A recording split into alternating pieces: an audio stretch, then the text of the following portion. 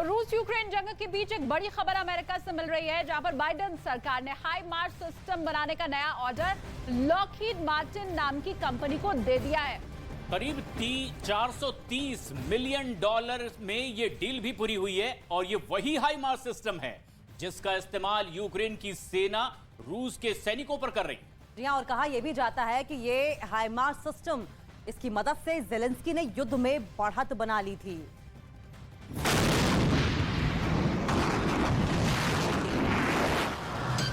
America देगा Ukraine को नायाब तोहफा।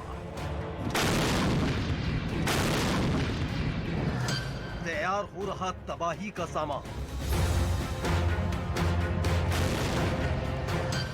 पुतिन की एक गलती पड़ेगी भारी।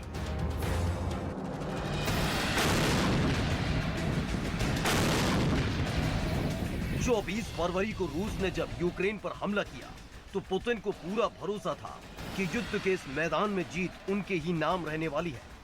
पहले हल्के हथियारों से रूस ने काम चलाया, उसके बाद रूस ने युद्ध के मैदान में मिसाइल, ड्रोन और घातक बमों को उतार दिया। और फिर जो कुछ कीव में हुआ वो हर किसी ने देखा।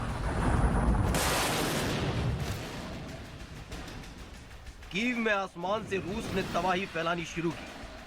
ईरान के ड्रोन शाहिद 136 ने पूरे शहर में जमकर बर्बादी की कहानी लिखी थी, लेकिन इस दौरान यूक्रेन की सुरक्षा में तैनात एक घातक हथियार ने कीव का वजूद मिटने से बचा लिया था। और फिर उसी हथियार पर ज़ेलेंस्की को सबसे ज्यादा भरोसा रहा। यूक्रेन को मिलेगी हाइमर्स की नई खेप।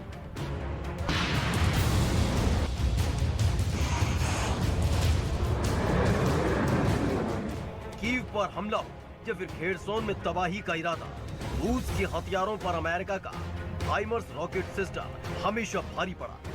ईरान से मिले ड्रोन भी हाइमर्स सिस्टम के सामने कांपने लगे थे। और फिर वो हुआ जिसके बारे में पुतिन क्या ज़ेलेंस्की ने भी नहीं सोचा होगा।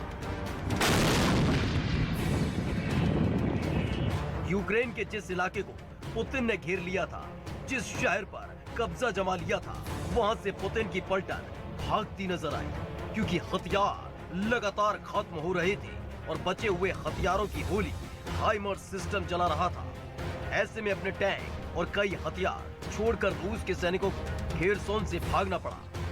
युद्ध के मैदान में पुतिन की पराजय की कहानी लिखने वाले ज़ेलेंस्की ने अमेरिका से और हथियारों की डिमांड की तो सबसे पहले इसी हाइमर्स रॉकेट सिस्टम को मांगा, जिसने युद्ध में बाजी पलट दी, जिसे लेकर अमेरिका ने हामी भी भर दी है। और साथ ही हाइमर्स बनाने वाली कंपनी लॉकहीड मार्टिन को ऑर्डर दे दिया। हाइमर्स सिस्टम के निर्माण का ऑर्डर, 430 मिलियन डॉलर का नया ऑर्डर। लॉकहीड मार्टिन बनाएगा हाइमर्स सिस्टम। यूक्रेन में 20 से ज्यादा हाइमर्स सिस्टम तैनात। इस भारी भरकम ऑर्डर का सीधा सा मतलब है कि अमेरिका किसी भी कीमत पर यूक्रेन का साथ नहीं छोड़ने वाला है और यूक्रेन की हर डिमांड को पूरा कर रहा है। जब जब यूक्रेन को हथियारों की जरूरत महसूस हुई है, तब तब बाइडेन ने अपने हथियारों का गोदाम उसके लिए खोला है। और अब हाइमर्स सिस्टम की नई खेप ज़ेलेंस्की की सेना के पास पहुंचेगी, यानी रूस की सेना किसी भी तरह के हमले से पहले 100 बार सोचेगी, क्योंकि इसी सिस्टम ने जंग के मैदान में उनकी सांस फुला दी थी। हाइमर्स सिस्टम एक अत्याधुनिक रॉकेट लॉन्चर है। हाइमर्स का वजन बेहद कम है। मारक क्षमता करीब 80 किलोमीटर तक है। हाइमर्स को लाना ले जाना बेहद आसान है। एक सिस्टम में 6 रॉकेट लॉन्चर होते हैं। हाइमर्स की यही खूबियां यूक्रेन को युद्ध के मैदान में ताकत दे रही हैं, तो वही पुतिन की पलटन के पसीने छुड़ा रही हैं। और अब अगर यूक्रेन के हाथ और भी हाइमर्स सिस्टम लग गए तो रूस के लिए ये किसी बड़े झटके से कम नहीं होगा।